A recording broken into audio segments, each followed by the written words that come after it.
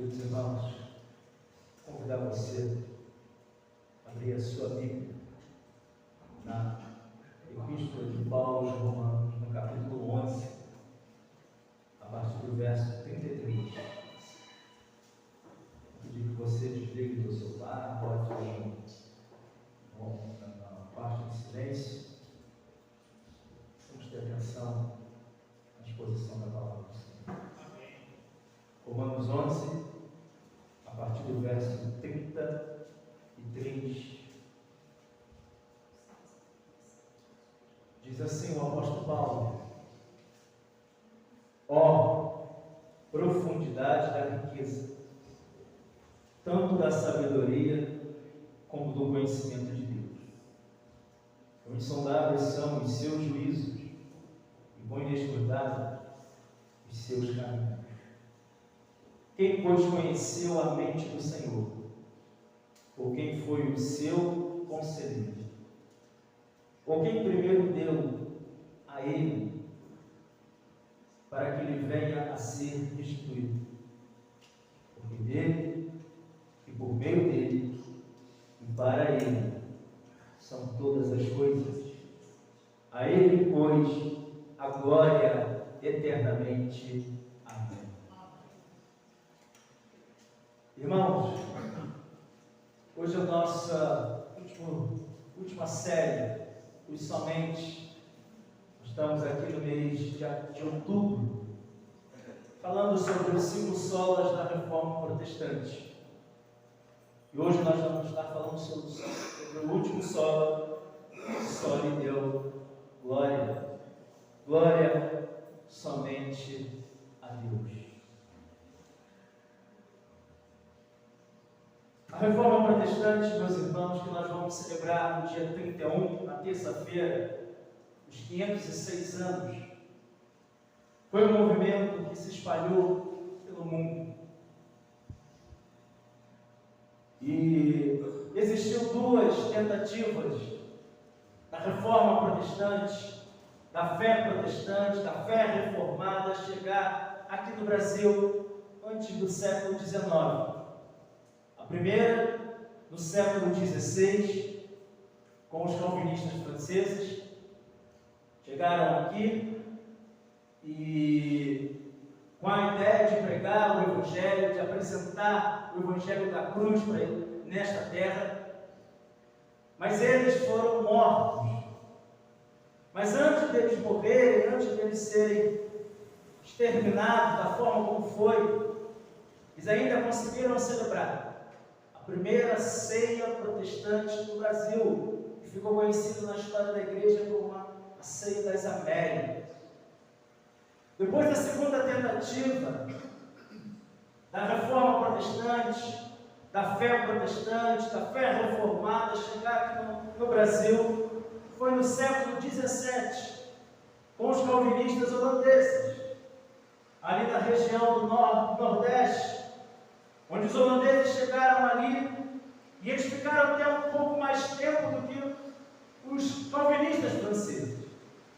Tempo que eles ficaram ali, na região do Nordeste, os calvinistas holandeses conseguiram ainda plantar a primeira igreja protestante do solo brasileiro. E detalhe, uma igreja onde os seus membros eram índios. Mas, por ordem e interferência do catolicismo romano e pela força, os portugueses foram para aquela região e conseguiram então expulsar os holandeses daqui do país. Então a fé protestante, a fé reformada também saiu. Depois do protestantismo, a fé protestante, a fé reformada só vai chegar aqui em nosso país só no século XIX. A chegada de muitos missionários aqui no Brasil, inclusive aquele que plantou a igreja presbiteriana em nosso país, o reverendo Ashbel Green Simon. Estou falando isso, meu irmão e minha irmã, porque a Reforma Protestante ela foi um mover de Deus, levantando servos do Senhor para que o povo de Deus pudesse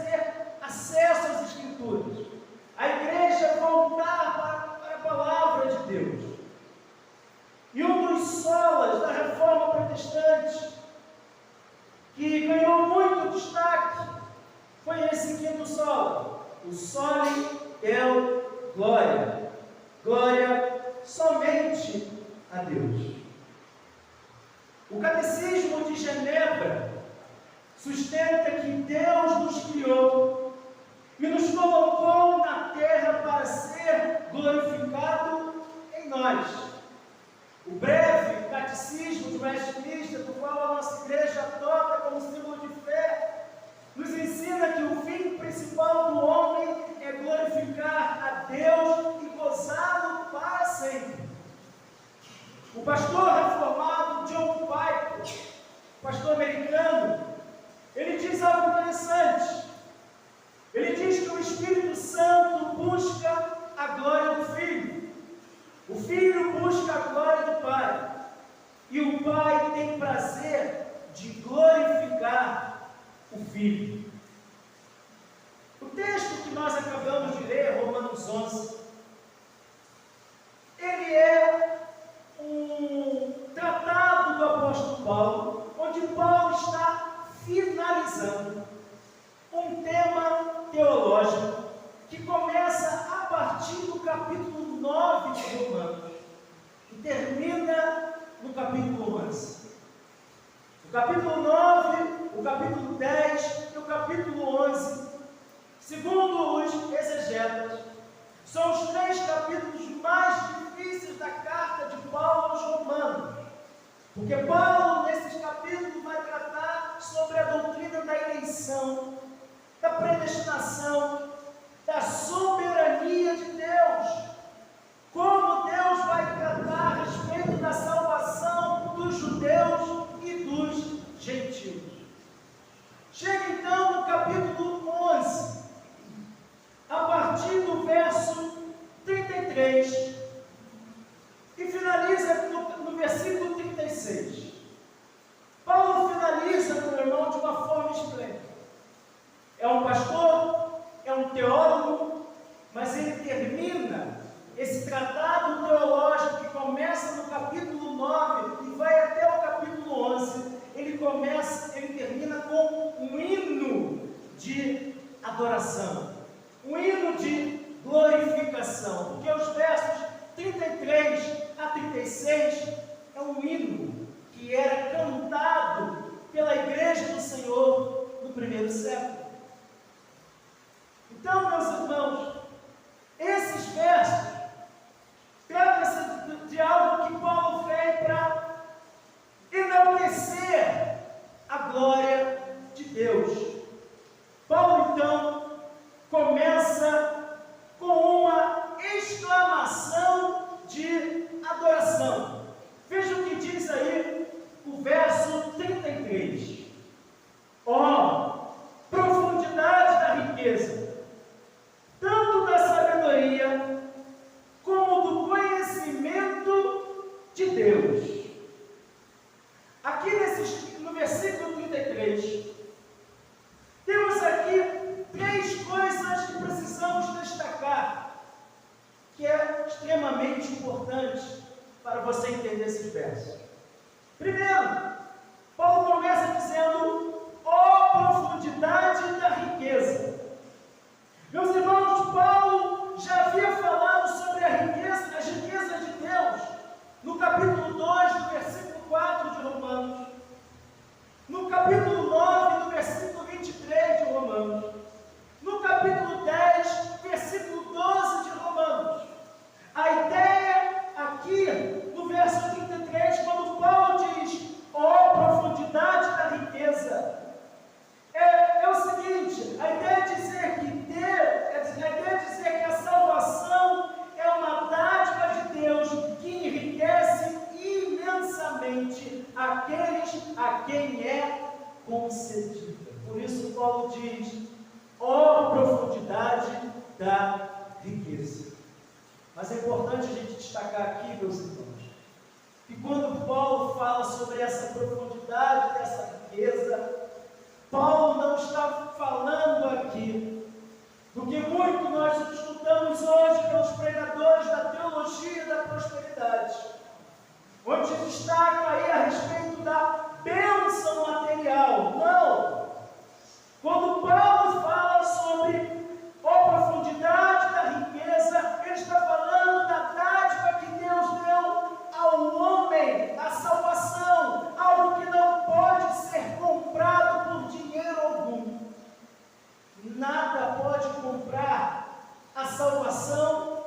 Deus. Por isso, Paulo fala dessa forma. É importante nós destacarmos isso. Por quê? No período da Reforma Protestante, a venda pelo perdão, a venda de salvação era algo comum.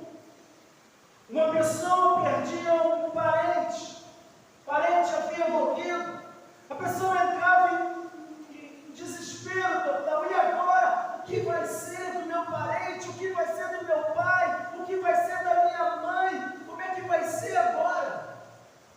Eles procuravam então o padre para receber aí uma palavra de cura. E muitas vezes o padre dizia: olha, eu tenho a solução para o seu desespero. E a solução, ela vem por meio de um documento, de um decreto, carimbado, assinado pelo padre. Compre esse documento, compre essa indulgência, para que o seu parente, o seu pai, a sua mãe, ou o seu filho, não sei, se tiver lá no purgatório, ele sairá de lá.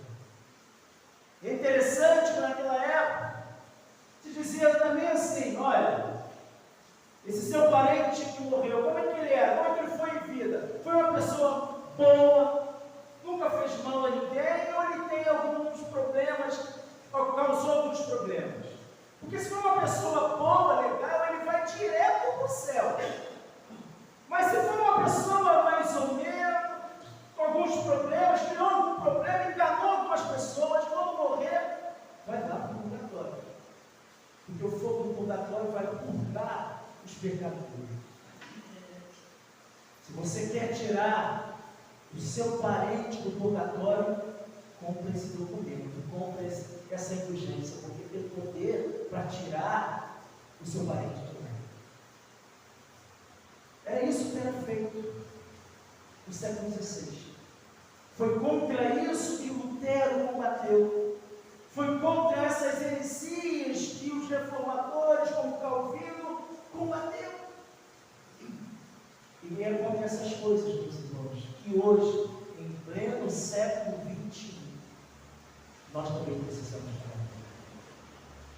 Porque a história é a mesma, só muda os personagens. Se o Lutero estivesse em nossos dias, com certeza ele pregaria as 95 teses em muitas portas de muitas igrejas que se dizem evangélicas.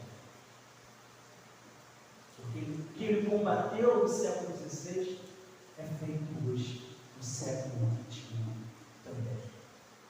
Venda de salvação, venda de perdão,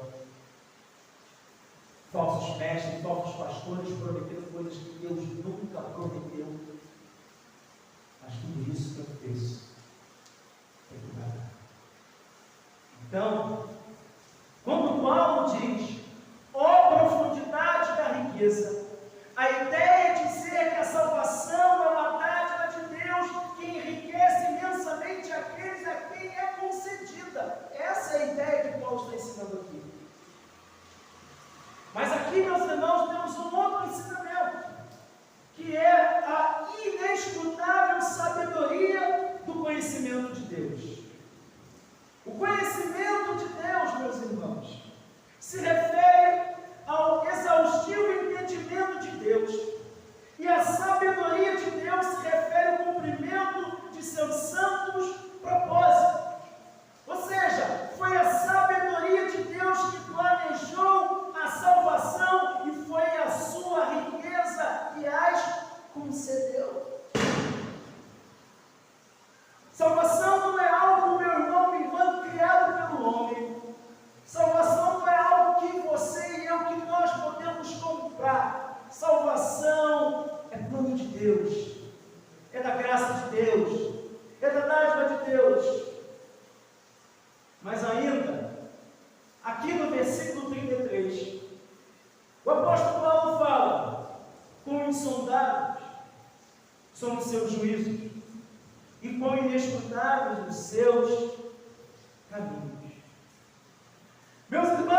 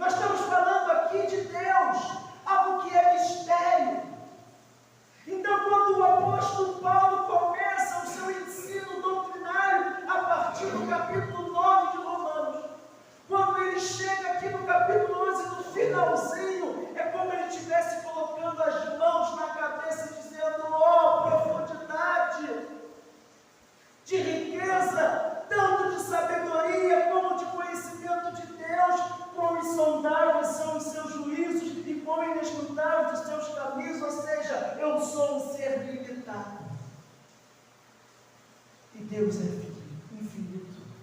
Eu sou finito. E o que eu conheço? E olha que Paulo, meus irmãos, é o maior escritor bíblico do Novo Testamento, o maior plantador de igreja, o maior teólogo, mas ele reconhece a sua limitação. Está diante de um Deus que é estéril, e ele é pequeno, e Deus não tem como comparar. Não há como penetrar no mais profundo do ser de Deus. Ele reconhece que ele é um ser limitado. Nós precisamos assim também reconhecer isso. O que Deus permitiu que eu e você, que nós viéssemos a conhecer dele, está aqui na palavra de Deus.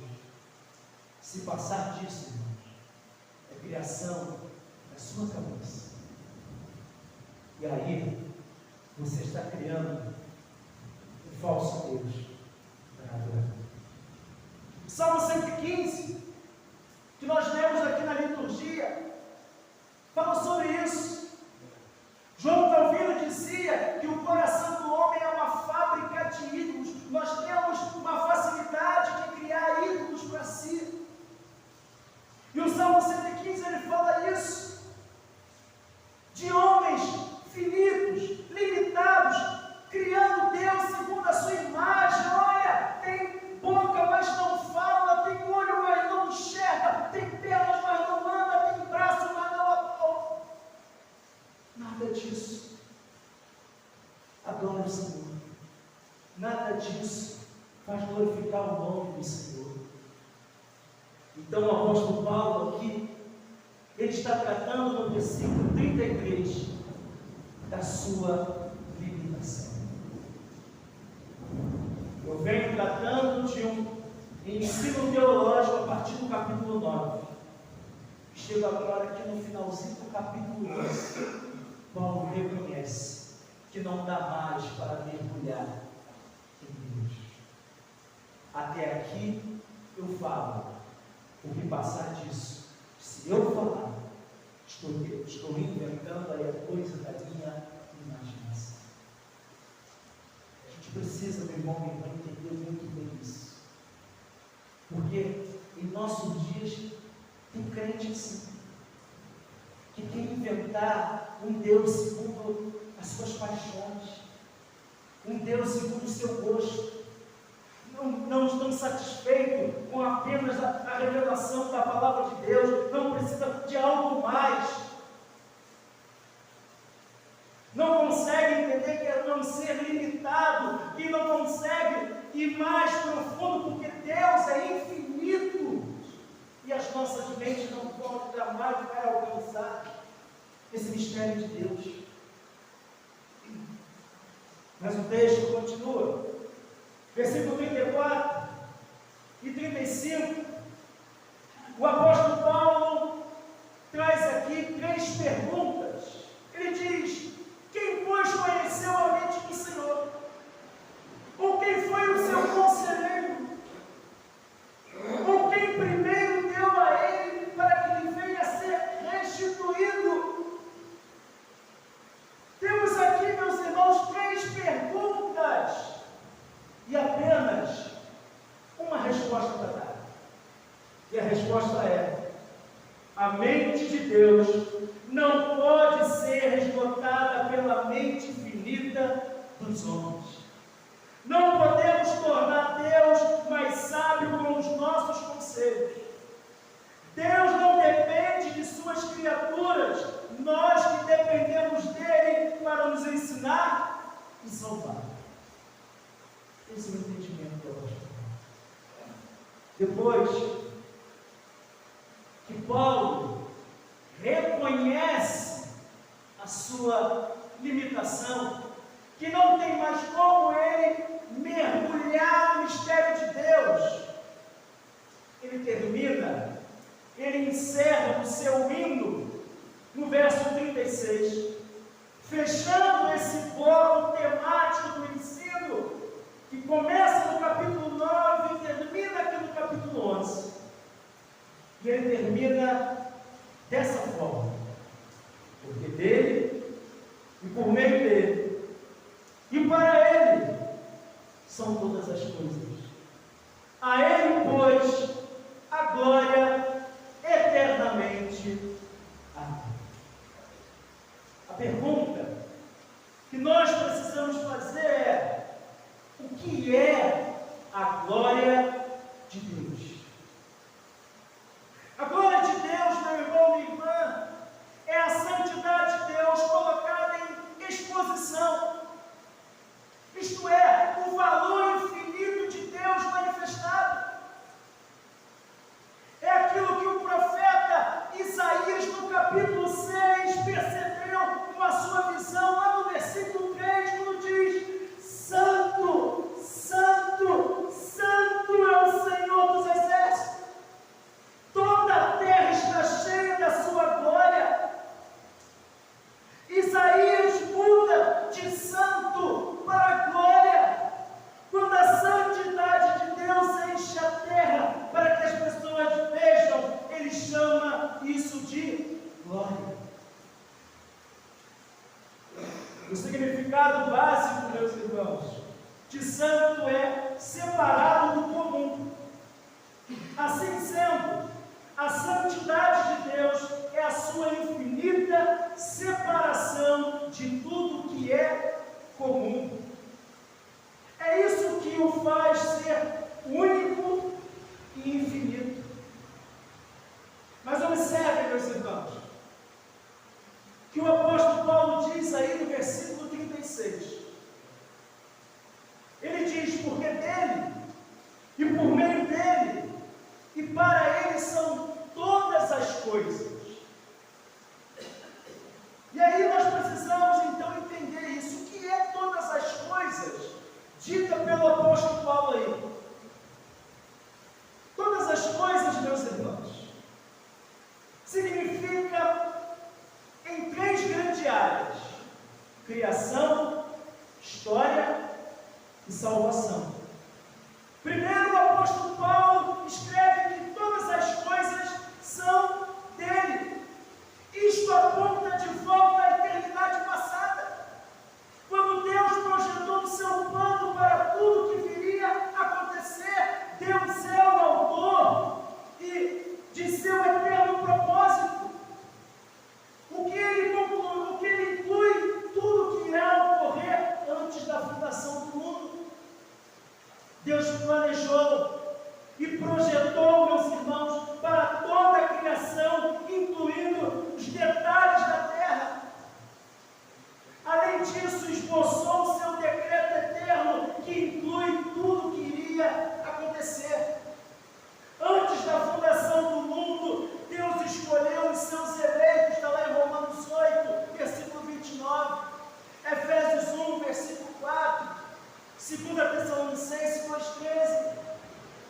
Posteriormente, confiou nos seus eleitos o seu Filho, para assegurar a salvação dos eleitos, conforme diz João capítulo 6, versículo 37. João capítulo 17, versículo 6 e versículo 9. Ou seja, todo este pré-planejamento da criação, história e salvação é dele. Mas Paulo, irmãos, não termina aí. Em segundo lugar, quando Paulo afirma que todas as coisas são por meio dele, isso significa que dentro do tempo Deus realiza todas as coisas que planejou. Ele é o Criador que trouxe o universo à existência por meio da sua palavra. Está lá em Gênesis capítulo 1, verso 1. Salmo 33, versículos 6 e 7. E que continuamente sustenta pelo seu poder, como diz Colossenses 1,16. Além disso, meus irmãos, ele preside sobre todos os assuntos da providência, operando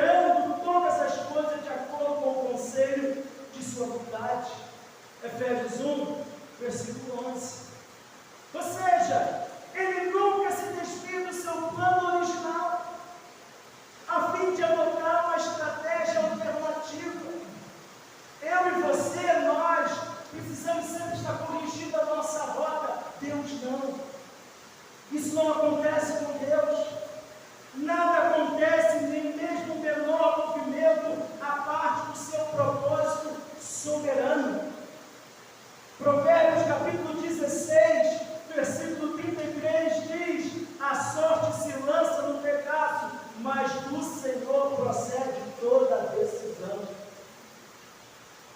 E aí, meus irmãos, em terceiro lugar, Paulo escreve que todas as coisas são para Ele. Isto assevera que Deus direciona tudo para a sua própria glória. O mais elevado propósito do mundo é exibir a majestade de Deus, como está lá no Salmo 19.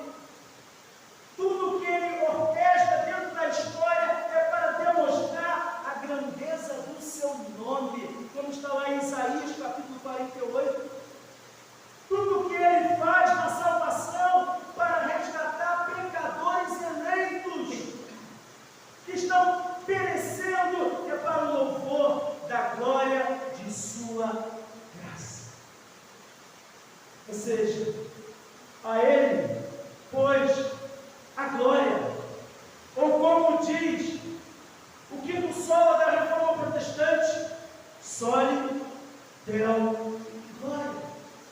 Glória somente a Deus. O que isso significa? Significa que, meus irmãos, que a glória de Deus é o objetivo de todas as coisas. A grande missão da Igreja de Cristo é declarar a glória de Deus entre as nações. É por isso que o salmista diz lá no Salmo 93, versículo 3, anunciai entre as nações a sua glória, entre todos os povos as suas maravilhas. Qual o seu propósito, irmão, na terra? Qual é o propósito da igreja na terra? É glorificar a Deus. Você foi criado para isso. Você foi criado para glorificar o Senhor. Você foi criado para glorificar a Deus. Então, meu irmão, minha irmã, ao afirmar soli deo glória, os reformadores colocaram todas as realizações da salvação aos pés do Senhor. Nenhum homem pode se vangloriar por qualquer mérito da salvação. Toda a glória pertence somente a Deus. Você não foi salvo porque você era bonito ou porque Deus viu algo bom em você. Não! Ele decidiu te salvar e ponto final. Todos os solas da Reforma Protestante apontam para a glória de Deus.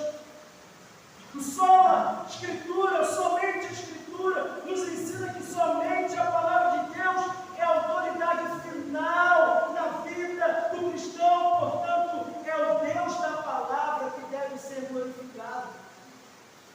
Somente Cristo nos ensina que Cristo é o único mediador entre Deus e o homem.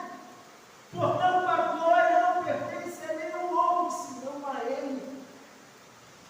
Somente a graça nos ensina que só pela graça o homem pode ser salvo. Portanto, o Deus que concede a graça deve ser glorificado.